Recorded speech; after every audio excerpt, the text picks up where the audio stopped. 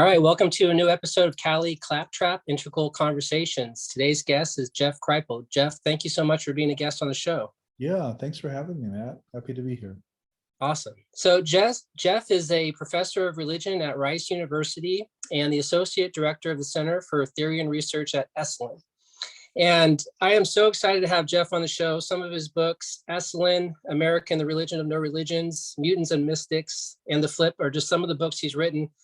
And I find myself sort of geeking out over all the stories that he tells in the book. And so I might be like a kid in a candy shop or a comic book shop, so to speak, when I'm talking to him. So if I get flustered or I'm all over the place, that is why. So I often rehearse in my head sort of how to start off these conversations. And the one question that always keeps coming back to me, and it's probably the most inconsequential question I could ask, but I do have to start off with, who is your favorite X-Men character? And who are you drawn to, or maybe see the most similarities to, or just sort of a fanboy of? Yeah, well, I like a lot of the X-Men characters. They're some of them are pretty unique. Xavier is the professor, and he's essentially I recognize a lot of, at least who we aspire to be in my field. Maybe we don't get there, and I think I most identify with him, and also the search for students and the intent on educating and supporting young mutants. I identify very much with. That's awesome. Well, that was the answer I was kind of hoping for, seeing you. So I didn't want to misread you and stuff. So I wanted to lead off with that because there's so much that connects in your books with sort of my own path that I want to bring up in this. But before sort of connecting to those details, I was hoping to find out a little bit about your origin story and what led you to your role, and especially sort of engaging in these sort of topics. Yeah, I mean, we can tell that story as briefly or as long as we want to. I grew up in the Midwest. I grew up in Nebraska, and I kind of wandered through a lot of different pathways. I wanted to be a monk in my early life, and that didn't work for a variety of reasons. And then I studied something called the history of religions, which is a particular lineage of studying religion comparatively that focuses on mystical experience and kind of extreme religious events. And then I specialized early on in Hindu Tantra in what was then called Calcutta. It's now Kolkata. And then I got very interested in the California counterculture and worked on the material that became the Esalen book. And it was during that last period that I met a lot of what I would call mutants, just people who had extraordinary experiences or even capacities that really didn't fit into their culture and that they really didn't know what to do with. And they were struggling not just to integrate them, but to even acknowledge or accept them. And I just became fascinated with that problem on an intellectual and historical plane, but also on a very personal and what we might call pedagogical plane. So that's a rough and ready narrative of how I got here. Awesome. And just to dig a little bit deeper, I thought you mentioned maybe in one of your books, as far as your religious upbringing, was it in the Roman Catholic background? Yeah. I was raised Roman Catholic, and I was in a Benedictine monastic seminary in Missouri, actually, and it was wonderful. Just that path was not meant to be. Yeah, but even before that, growing up in your childhood, what kind of religious background did you have, and what did you have any insights as far as spirituality, God, that sort of made you think about this path? No, I was a pretty typical kid from Nebraska. I mean, I grew up in the 60s, in the early 70s in a part of the country that was not particularly that important in the counterculture, but felt a lot of those reverberations. I remember the 70s very fondly as this really weird, funky time of disco and weird things hanging on people's walls and really bad cartoons. And I think back on it fondly, but no, I wasn't a particularly religious person growing. I mean, I wasn't anti-religious. It just wasn't religious that I became so really in adolescence in my teenage years. And then realized that people didn't have the answers that I was after. Yeah.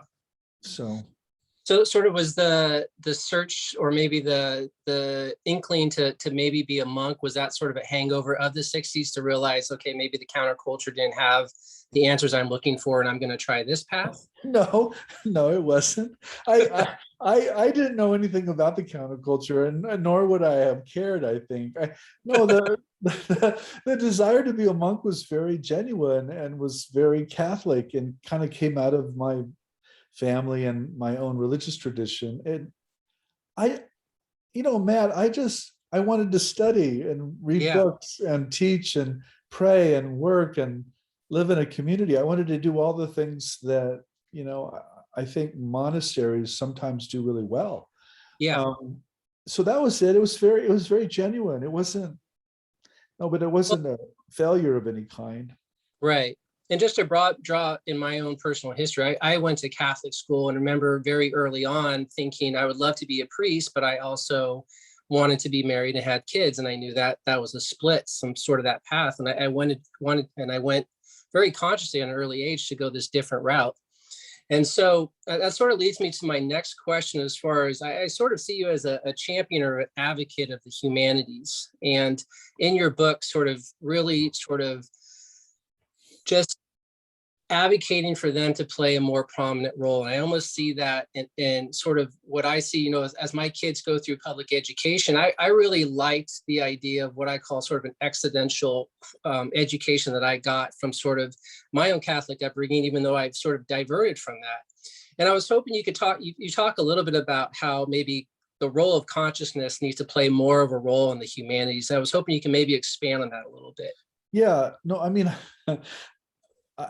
I am. I mean, that's really what I have been doing, is calling for a greater celebration, really, of the humanities, as frankly, the superhumanities. And what I mean by that is that the people we read and the ideas we talk about in disciplines like literature and history, philosophy and religion are often people who had extraordinary experiences and encoded those experiences in these astonishing books that we now read and teach. And we've sort of sliced off all the super stuff, and we've sort of pretended that these are just, banal human beings who happen to have really good thoughts. And I just don't think that's the case. I don't think any of these ideas were something they arrived at through rational processes. I think they were blasted, or they were struck by a kind of lightning bolt, and these were essentially revelations, to use religious language. Mm-hmm. But they weren't religious people, so they encoded these things in works of philosophy or works of literature or whatever it happens to be. And I think when we then pick up those books or those texts and we read them again, sometimes they can activate those same moments of revelation or extraordinary experience. So I really believe that. I'm not exaggerating, and I'm not making stuff up. I think it really happens. And I think that's what the humanities are at their best, is that awakening. And I think what's encoded, to answer your question, I think what's encoded in a lot of these texts is essentially consciousness. And what I mean by that is simply the ability to be aware that one is aware, and to be conscious that one is conscious. And it's what you and I presume, are in right now. And I think the reason the humanities have suffered so is because we live in a culture that has presumed, with no evidence, by the way, not a shred of evidence, that there is no such thing as consciousness, that what there is the material world, and it has accidentally or randomly produced consciousness, but when those processes end or stop with death, consciousness somehow blips out. That's what we're asked to believe in this materialist myth that we're in right now. And I just don't believe it. I just think it's wrong. Yeah. And I think we need to make consciousness primary or fundamental, and see the material world as equally important and fundamental, but not presume that consciousness is just a random product of Yeah. brain. And drawing in my own personal history, I remember in college really being interested in maybe pursuing liberal arts, and my parents sort of saying, what are you going to do with the liberal arts degree? And so what I've really done was I sort of chose this practical path in college, but on the side, this has sort of become my passion to really discover sort of the issues that I'm talking to you about is what is consciousness, and what are people's different theories of sort of these things that seem to be of the most importance, and yet in my life and my friends and in our culture, and you even talking about it, you mentioned the modern ordinary mystic finds no home in our present worldview and culture. And what I like obviously about your work is you are in an academic position and advocating for some of the most important things. How do your peers react to that? Or do you find yourself sort of being the maverick in the sense of, this is what I find important, and this is the path I'm going? Do you find there's a reaction to your work, or are most people accepting it as you present it? Well, yeah, I mean, clearly there's pushback because the ideas are against the grain, but there's also a lot of support. And, I think we can overemphasize the pushback. We can also, of course, overemphasize the support. But I mean, the nature of intellectual conversation is disagreement, and learning to articulate why you disagree with something or some idea, and do it in a civil and friendly way. So yeah, I mean, I get pushback, but I would say mostly I get support. Mm-hmm. The institutions of the publishing world and the universities have given me far more support than they've given me pushback. So I get asked that a lot. I mean, basically what people want to know is, how do you get away with this? Or what do you do with the pushback? And my answer is always, what pushback? What are you talking about? I see people wanting to do this. And that, again, that's an exaggeration, Matt, but there's a lot of truth to it. Yeah. Well, I'm only asking that because growing up, or going through the university system, there wasn't much room to sort of, in my opinion, develop this path. And maybe there would have been if I would have chosen a different path. But I basically also wanted to kind of steer that toward sort of Esalen, and sort of what I consider the mecca of sort of this sort of movement, as you call the human potential movement, and just how that whole experience came about, and what it must be like to sort of be in that hub.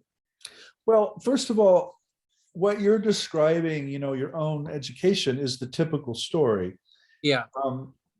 Parents in particular see education in purely transactional ways. They invest a certain amount of money, and they expect their child to get a job at the end of the day. So it's like knowledge for them is like filling a bucket. You just fill this bucket up until it's full, and then you take that bucket and you get a job. Well, that's not what that's actually not what education is in the humanities. Right. It's much more like lighting a fire. The young person comes to us, and we light the person on fire, and they're like, holy crap, I didn't even imagine that. So it's just completely, it's about self-awakening. It's not about data, to put it right. quickly. Esalen is an exaggeration in a profound way of that lighting the fire.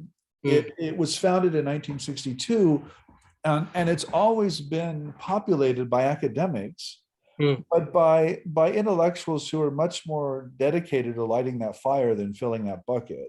Yeah. And so it's a place where you can go and ask questions that you really can't ask in the academy or in the churches or synagogues or temples. It sort of sits in this third space. And so you can ask really, really wild, but also obvious questions, like, what happens to us when we die? And no, really, what happens? And of course, people will even they'll either fall into some kind of belief system that they're usually born with and they never question, or they fall into some kind of naysaying secularism in which there is no afterlife. And that's neither one of those, frankly, are very convincing when you look at the actual literature. Mm. But that's a question you just can't ask, Yeah. In our normal institutions. Right. And so to kind of trickle in from what you're saying and stuff, do you see, because one of the paths that I saw myself in at that time was I had a big sort of passion for education and reforming education and bringing sort of this idea of, something as simple as meditation to the classrooms and stuff, and just to see where that could possibly go. Do you see Esalen sort of playing a role in sort of currently transforming? In what direction, like currently, do you see Esalen playing a role in transforming where our culture is at? Well, it plays a catalytic role. Mm. It's not an established college or university. It's not meant to be a place you go and settle in and do research or something. It's a place you go to meet other like-minded individuals, and then you go back to your institutions or cultures and you affect change there. Yeah. So it's to use a kind of crude but I think accurate term, it's all about networking. Mm-hmm. But networking with other mutants. It's the school for mutants, Right. And you go there to meet other mutants and to be recognized, but you don't go there to stay. Mm-hmm. That's the thing. First of all, you can't stay there. But secondly, it's just not that kind of institution. We have this saying at Esalen that we're a greenhouse, we're not a garden. Mm-hmm. And that's kind of funny because there is a garden on the grounds. But the point is you go there to get fertilizer and sunlight and light, but you don't plant yourself there. Yeah. So I believe you asked this question, I think in the flip, but when I was writing my notes, I forgot to write from which book, but you asked, I think it was, you had done a sort of a seminar there and you asked sort of your colleagues and stuff, what is the imagination and the weirdest thing that has happened to you? And I was hoping maybe you could answer those questions. Yeah. So this was one of those questions that isn't asked. The question is, what is the imagination? And of course, what most people think it is fantasy. It's what the imaginary is all about. But the truth is that people have all kinds of experiences that are clearly functions of the imagination, but they're not imagined. Well, they are, but they're not. And in those moments, the imagination is functioning much more like a medium or a translator of something in the environment or some other aspect of the human that is not accessible. And it's only accessible in this fantastic image or the story. So the story is not literally true, but it's true. Mm-hmm. And so I wanted to kind of get at that. And so I asked all of these people whose work I really admire, a lot of anthropologists and New Testament critics and historians of ancient Greek religion and all kinds of people. And I said, okay, here are the two questions. And you just named them. What's the strangest thing that ever happened to you? And what is a model of imagination that might make sense of that? And as I explained in the flip, they all had some drop your jaw, crazy story. But none of them had a model of the imagination to explain it. Our culture is so impoverished. It's so, forgive my phrase, it's so spiritually stupid that it can only see these things as imagined or imaginary. It can't see them as significant or as meaningful or as pointing beyond themselves. And I personally think that's kind of the key to the whole shebang I'm after is to understand the imagination not as the imagined, but as some kind of occult translator of this greater field of consciousness and life that we're just temporary receivers or transmitters of. Yeah, I think even in your book you call it the organ of consciousness, which I really liked. Yeah, And are you comfortable sharing your strangest thing that's ever happened to you with my audience? Yeah, sure. I mean, again, everybody asks me that question. I've answered it so many times. I apologize to your listeners who's already heard it, but I've had a number of strange experiences, like I think most of us have. I'm not particularly gifted, but I had a very dramatic one when I was living in Calcutta in 1989. It was about this time of year, by the way. It was about a week ago on the calendar, early November, and I was participating in something called Kali Puja, which is this gorgeous festival in the city with all these elaborate, they're called pandals. They're like temporary temples to the goddess. And I went to bed late at night, and I think I had been quite ill too, which I think is significant. And I woke up early in the morning and I couldn't move, so I was paralyzed. Not an uncommon experience for people. And then this weird occult energy, came out of my body or came out of the walls or wherever it came out of, and started to do things to me, really, really erotic, sexual things, actually. And I actually thought I was dying, because it felt like in a kind of a very pleasurable electrocution, and it wasn't pleasurable in the sense of having a cup of coffee. It was pleasurable in the sense of I'm going to die. I mean, it was so, and it culminated in an out of body experience that I had, and I eventually got, of course, back into my body, or the sensation of being back in the body, and then it felt very much like something had been transmitted into me or downloaded into me. And that's actually how I wrote my first book, was out of that night, as I call it. And it really helped generate this idea that even works of scholarship can have non-rational or ecstatic origin stories, because it was literally ecstatic. I literally stood outside the body for moments there. So again, I don't know what that was, Matt, but it certainly gave me it made me extremely sympathetic to people later on in life who told me very similar stories. Yeah. And so in your book, The Flip, you talk about that sort of being the flip in the sense of sort of transcends linear thought, right? Well, by the flip, I mean, that you start out thinking that the material world is primary and consciousness is a secondary and non-necessary product of it.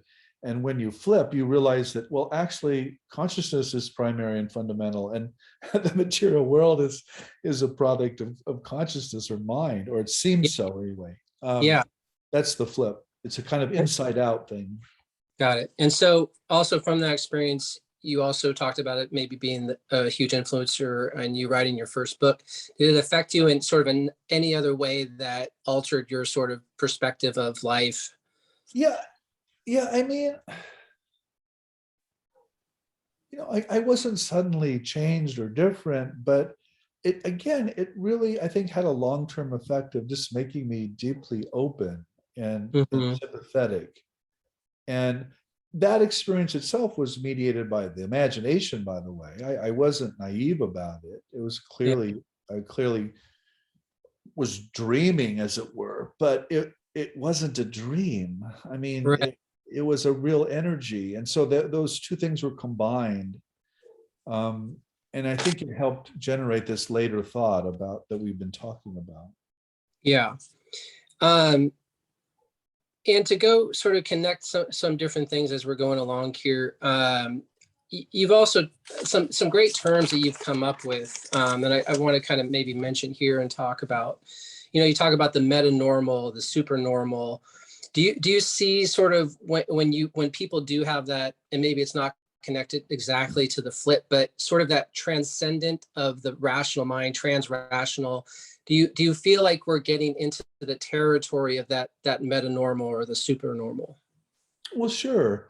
I mean, those are not my terms, Matt. I mean, other people come up with them, but I mean, that's what they mean. The supernormal was coined I don't know if it's coined, but it was certainly used by a classicist named Frederick Myers. And what he and his colleagues meant by it is they were trying to get away from the supernatural. Mm. The supernatural historically, theologically, had meant some kind of agency outside the natural world that was intervening and so could, essentially violate natural laws. And Myers and his fellow intellectuals and reformers in Victorian England didn't believe that. They thought that these phenomena were part of the natural world. They were part of what nature intends and wants to do, but they were still super in relationship to our worldview because we had no way of explaining them. They far Mhm. exceeded our explanatory powers, but they were perfectly normal or natural. Yeah. And that's why he chose the word supernormal. And the word paranormal, by the way, was, I'm sure, just a riff on supernormal. Hmm. Paranormal in French was just a French way of saying supernormal. And so one of my sort of questions that you talk about, and I'm a big fan of, and also, searching for colleagues or people that are also into this idea of a transformative practice.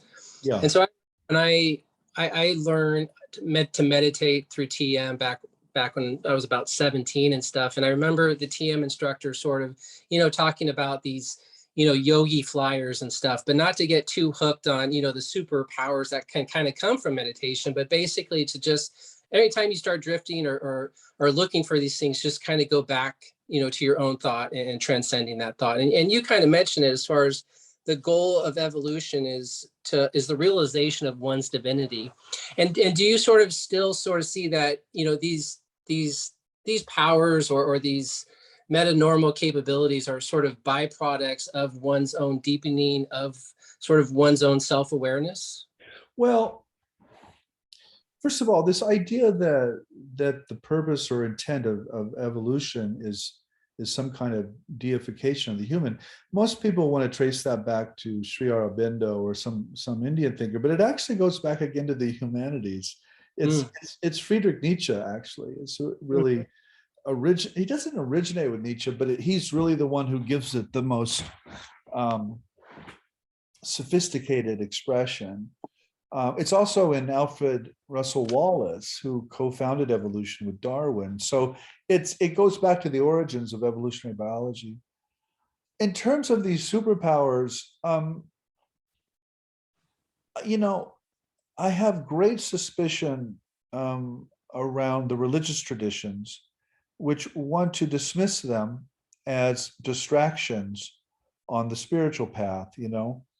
They happen, but don't pay any attention. Just stay in the meditation or stay in the zone, as it were. Mm-hmm. So I don't like that move. The religions make it. Hinduism makes it. Buddhism makes it. Christianity makes it. Lots of religious authorities make it, but I think it's wrong. I think these abilities and powers appear for a reason. And it's not that we should obsess about them or focus only on them, but they certainly should not be ignored. Right. This is where Professor Xavier is also my model here, and it's like, Mm. no, you don't dismiss your mutant gifts. Yeah. You accept them and you Yeah. integrate them into a bigger life and a bigger practice. Is it fair to say that maybe those powers is more of, and I'm thinking of sort of a sense of dharma, the sense of maybe you have one gift that no one else can do. You can do it better than anyone else, and sort of maybe that it's about discovering your dharma or discovering your one unique talent. Do you see it as something like that, or beyond that? Not really. Yeah. I think people are complicated beings, and we're surprised by ourselves, and we're afraid of ourselves. And I don't think it's a matter of looking for some one unique gift that will give you your goal in life. It's more about allowing oneself to be very, very multiple and be very, very strange. Mm. And by strange, I simply mean not fitting into what your culture tells you is possible or impossible. Mm-hmm. Mm-hmm. So I Matt, no, I think we're at a point in our own cultural development where our previous models and myths just don't work anymore. And Right. and we're kind of at a loss. And I Yeah. just want us to admit that Yeah. loss and not pretend that, oh, I have one special gift or oh, I have a dharma that makes sense. No, you don't. Yeah. It doesn't make sense anymore. Yeah. There is no dharma. I don't like Mm, dharma either, by the way. I don't believe it. I think it's part yeah. of a social system again that maybe worked at one point but doesn't anymore. Okay. Interesting. Um, I'll try to remember to trace back to that. You also talked about, and we're kind of going a little bit, and one of the reasons I love having you here is to help, because I think it makes, maybe there is no model, maybe there is no map, but it helps for me asking these questions to know how you kind of comprehensively see things and stuff. You mentioned like Esalen is about the integral.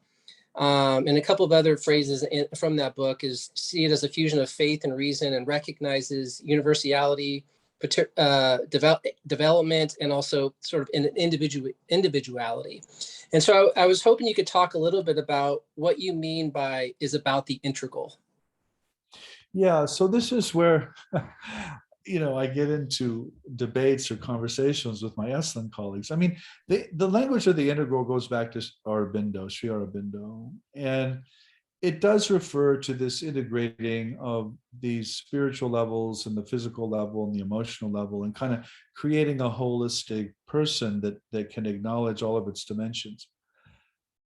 I think that's great. I mean, that's certainly what I try to do as a teacher or, in terms of uh, mentoring other people. I want them to be whole. But deep down, again, I don't think that's how it works. I think people access extraordinary abilities through trauma and through being broken and through a lack of integration, frankly. I think Mm-hmm. I think a really integrated human being is extremely boring. Mm-hmm.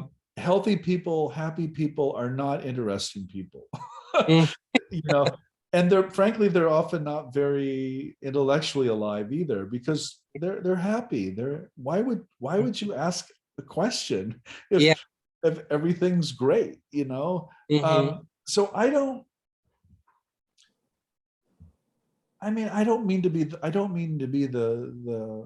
naysayer here, but I'm very suspicious of integration and of uh, health and happiness because generally what that means is you're integrated with the social surround, and the social surround, as far as I can tell, is never right, never Yeah. healthy, or never particularly something I want to mimic Yeah. or present. And so, yeah, I think right now that I've noticed in sort of, I belong to a couple of what they call sense making communities. And there is a debate on sort of development in general. And so one of the questions I wanted to ask you was, I'm sure you're familiar with Gene Gebser's sort of unfolding levels of consciousness from Yeah, archaic. yeah. Okay. And so do you sort of see us, and he also mentions integral as sort of this Yeah. beyond the mental and stuff. And sort of, do you see that model, if we want to call it, some people don't like calling it a model, but do you sort of see that maybe in today's age, if maybe we're transcending this sort of mental level of consciousness and maybe more people are starting to peak out from this integral level? To the extent that I understand Gebser, and I have not read a lot of Gebser, he has not been a figure that I even claim to have read. Mm-hmm. But I know his system is based on a mystical experience that he had. Mm-hmm. And I know that what he means by the integral is, something close to what a Zen Buddhist might mean by satori or enlightenment. Mm-hmm. There is and I honor that. And I think I'm sure Gebser was right.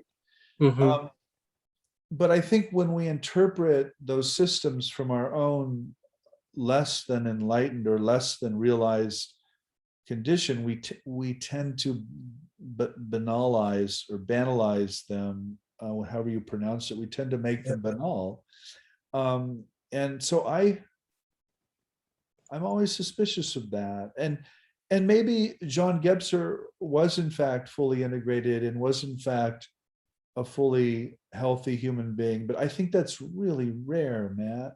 Right. I think most people are pretty messed up, and Yeah. most realized beings are really messed up. I Hmm. I don't I am not of the school or the opinion that, for example, moral behavior and being enlightened are the same thing. I just Right. don't believe it. I don't think Yeah. so. And there's plenty of evidence to indicate it's not. Well, but people don't want to see the evidence. They want to ignore it, or they want to say, "Oh, those are exceptions." I'm like, no, they're not. Yeah. They're probably two different paths. And it's a whole nother, I Yeah, think. it's just two different things. You Yeah. know, Yeah. it's like saying it's like saying your professional baseball player has to be, a great creative writer, or has to have. Yeah. No, he Yeah. doesn't. Right. It's two completely different skills. Right. And I 100% agree with you there for sure. Um, One of the other questions that you mentioned in your book, and you talked about fighting a god and being a Gnostic are more or less the same thing. And I was hoping you can maybe just explain about why is it you think that? Yeah. Well, okay. So um, I live and work with people who study ancient Gnosticism or modern Gnosticism, and one of my close colleagues is April DeConnick, who's an expert on the Coptic materials and the modern materials. And Mm. I know that Gnosticism is an ancient kind of spiritual orientation in which these early Christians and Jews actually rejected the God of belief and the churches, or the early synagogues. I mean, they literally saw God as a kind of moral monster, and they rejected that God. They wanted to experience a kind of transcendent God beyond all of this biblical bad behavior. And so that's what I mean. A Gnostic historically is someone who fights God, who Hmm. fights these really disturbing images of God. Certainly still believes in God, but not in the God of the traditions. Hmm. And I think when you get to the modern world and you get to someone, say, like Albert Camus, I think he's a modern Gnostic without, using those words. Although, by the way, he did study Gnosticism, Mm. in school. I mean, he knew what he Hmm. was doing, Yeah. his existentialism. So that's what I mean. To be a modern Gnostic intellectual is actually to reject what people think of as God, but to try to get to some richer and deeper experience of God. Yeah. Um, and this may sound silly and stuff, but I wanted to bring it up to you because I had never sort of kind of found something similar um, when you mentioned it in your book. And I don't, I'm trying to go through my notes here to find the actual page of it. But so I'm not sure if you're familiar with the psychic Sylvia Brown. Yeah, no, I had Oh, no. Yeah, yeah. What I know growing up, like I also had like a moment that I got into sort of psychism and sort of I studied some of her books and whether or not she's fiction or not, that's obviously debatable, and I'm not here for that debate. But from her book, she kind of what I thought was interesting and sort of a narrative she was telling was sort of her belief was like before we're even born, we sort of plot out our lives. We choose our parents, we choose the events we go through. And then sort of when we're born, we're sort of in this moment of sort of reliving it and stuff. And I can't remember which book it is, but you talk about sort of these two different times, the sort of a linear time and a rotary time, and sort of about them sort of having different paths and stuff. And I was hoping if maybe you could comment on sort of do you sense any sort of realism or truth to that, or how do you sort of see those? And maybe if you could explain to our listeners a little bit about those two different times and maybe why they might be important to know in as we're living. yeah, yeah. So first of all, I certainly know of Sylvia Brown, and Mhm. I didn't know this question of whether she was writing fiction or not. But again, that's a question of the imagination that we were Yeah. talking about earlier. I wouldn't have the least bit of trouble if I read Sylvia Brown and thought some of it was definitely a function of her imagination, but she was also doing real, true things. And Hmm. she probably herself, is she still with us, Matt? I No, don't know. Yeah. She passed away. So Yeah. when I say, that a psychic A or psychic B is doing something imaginal, I don't mean to imply fraud or intention. I No. don't think that's what's happening. I Yeah. think the imagination is functioning entirely on its own, and the person's really reporting what he or she's seeing. So, but in terms of the two senses of temporality, I mean, what we're in now, or what I presume you're in, certainly I'm in, is linear, like a sense of linearity. The time is this ticking of the talk, and it's now 3:13 here, and we started at 2:30 or something. That's linear time.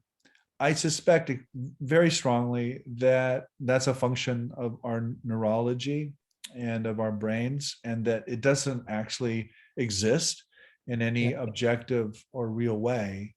And the reason I say that is, one of the literatures I'm most impressed with is the literature on precognition or precognitive dreaming.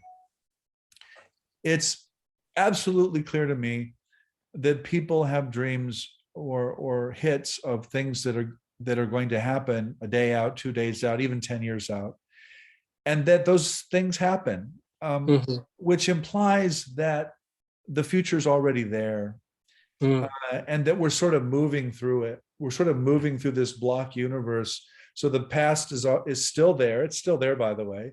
The present is here now, and the future's already there, and we're just kind of moving through it. And that's what physicists will call a block cosmology. To me, it's sort of obviously the case if you look at the literature on precognition.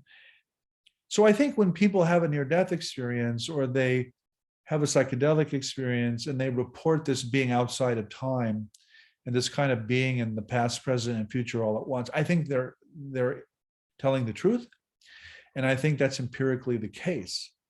But that, of course, we also live and feel and think within this linear time. So we're kind of these amphibious beings that live in two different worlds at the same time. So I don't know if that helps, but that's certainly what I think. Yeah. I think also, it talks about, the reason why we choose to even be born in this is that the only way our souls evolve is to go through these processes of pain and hurt. And so even as we're growing without this experience of sort of incarnation, your soul can never evolve, sort of, maybe if you're on the other side or at the other level. So my own gut sense of that is that that's the imagination talking. I'm not sure. I mean, I certainly believe in reincarnation in a mythical or psychological sense. I'm not sure I believe it in a metaphysical sense. And you see this in India, by the way. So, throughout Indian philosophy, there's a big debate about what exactly reincarnates. Like, for example, in non-dual forms of Hinduism, if the Atman's Brahman, well, then what the heck is reincarnating? And I'm not really that person I was in my previous life, and I'm not really this person now, and I won't really be that person in my future life. So something's happening clearly, but what exactly is reincarnating is a philosophical question, and it involves things like what identity is and what memory is. So people have near-death experiences, and they'll come back and they'll say things like, well, reincarnation isn't what we thought it was. I mean, it's there, it happens, but actually it's not happening. And I think this is what they mean. It's like, yes, from our perspective, again, from Matt or Jeff, yes, there's the life is the biological organism is dying, and the life force is taking up another biological organism. But from this no time perspective, or this non-dual perspective, there's of course nothing's happening. Nothing's reincarnating. Yeah. Are you familiar with, I believe his name is Brian Weiss, a psychiatrist? Yeah, I know Brian Weiss, sure. Okay. And his work, do you think, is it symptoms of the imagination, sort of? No. Again, see, this is the problem. We fall into that language of symptoms of the imagination. I think these memories are real. I mean, they're real experiences of people, and they help people heal. But I think ultimately there's not some kind of balloon soul that's popping from life Yeah, to life. I yeah. think it's this cosmic, one mind that's incarnating in multiple bodies. So Hmm. so I think certainly what Brian does is true on the level of the ego or the body or the memories, but I'm not sure it's the case on a kind of ultimate level. And that's not a Yeah, critique of Brian Weiss. right. It's a philosophical statement that lots of people way smarter than me have observed over the Yeah, years. that's fair. I appreciate that answer. Yeah. Um, One of the, I guess, final questions I have to ask you and stuff is, I think in your book, The Mutants and Mystics, you sort of talk about meta themes, and one of them being sort of authorization, in which sort of we become conscious of this narrative that we're living in, and we're sort of able to sort of step outside it and sort of write it ourselves. And I was hoping maybe you can talk a little bit about perhaps, a person like me or in this age, and they find themselves sort of aware of consciousness, and maybe going through a theme like that of themselves. Like, do you have, and not to like solicit advice and stuff, but once you do find that you are aware of this narrative, aware of consciousness, what sort of Professor X directions do you recommend to your students to go and go, what should I be writing then? Yeah. So, in the study of religion, we call this myth. And we don't mean lie or fiction. We mean this story that's so fundamental you don't even know it's a story. You Mhm. think it's all real. So the myth we're living in now is materialism. And Mm, materialists are so convinced of it, they don't know it's actually a story that they're mm, telling themselves, and they're beating other people up who disagree with them, and verbally now. And but it's a myth. It's a myth in this religious sense. When I work with students around this idea, basically I say, well, is the story you're living in, is it serving you? Are you happy with it? Or is it hurting you? Do you want to live in this story? Or do you want to live in another story? And where that becomes extremely poignant, Matt, is usually around gender and sexuality, mm, because I think one of the really powerful things about our culture is that it has become extremely self-reflexive around gender and sexuality and now race. mhm, And so when you look at those issues with respect to your inherited religious tradition or your inherited cultures, those inherited cultures almost never help. They almost never really work very well. And yeah, so people who are of other genders or sexualities, or whose race has been really viciously enslaved or oppressed over the centuries, that story isn't something they want to live in.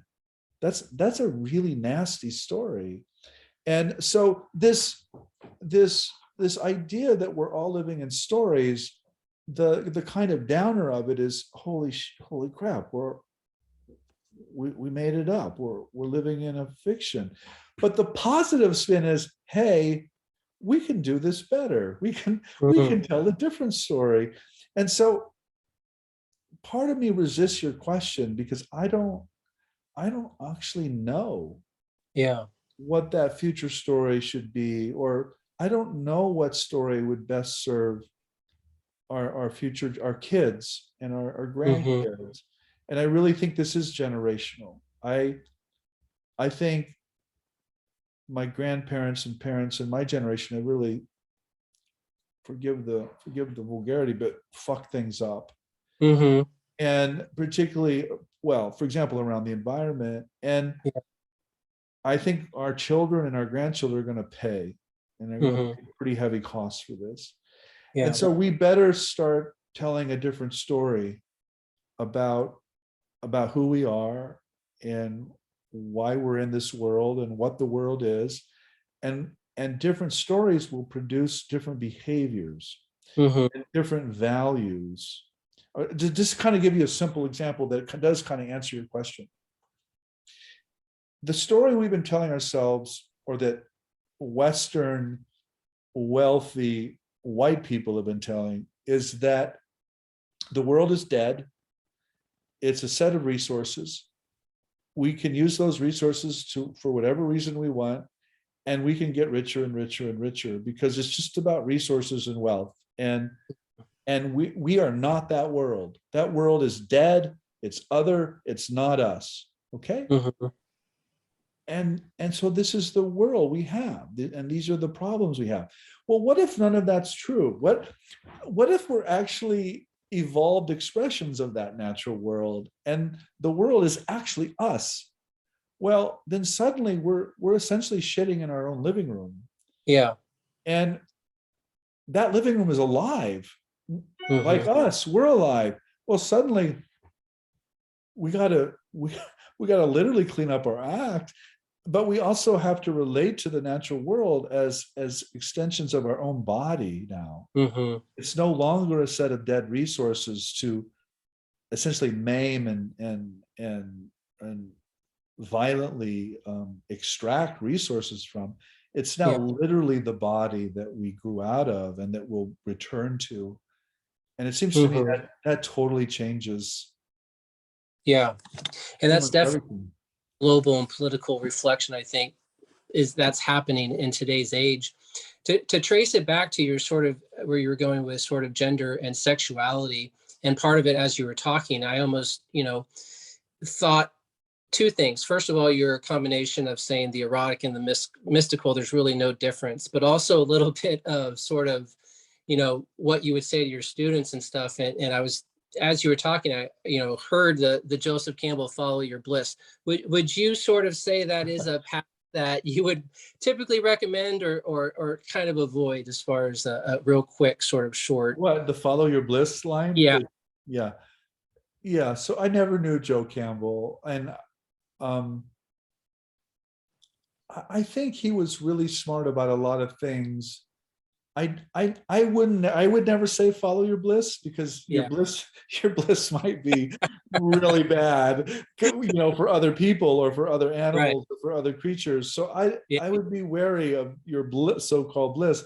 On the other hand, um, if we take that, more broadly and generously, I think it is about creating a world that is nurturing of life and is much more productive of life and is much more blissful, frankly.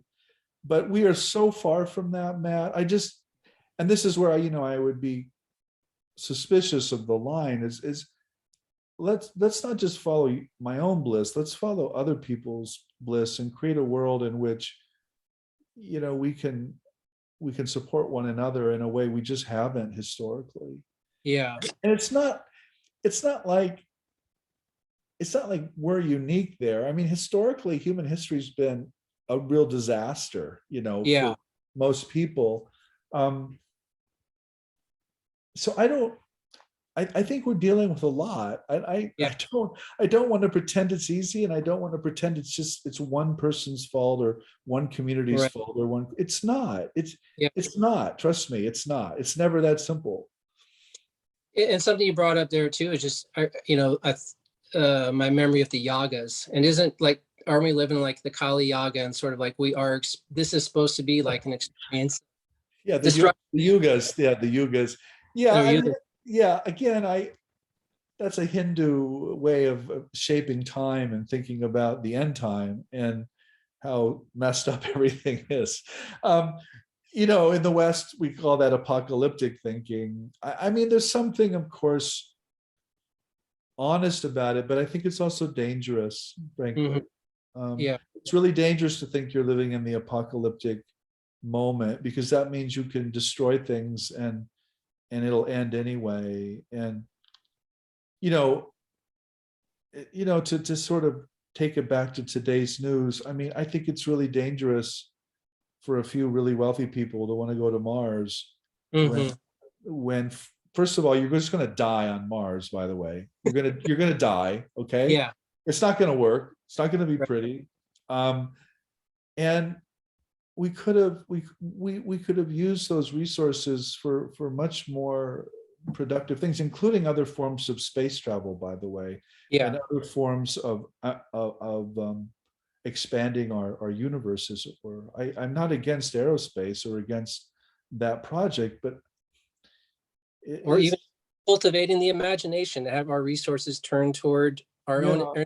I mean, I grew up during the age of the Apollo program, and it was so informative and so important to the American dream or the American imagination. So I'm very much a supporter of that, but I think we have to rethink this thing and reimagine it.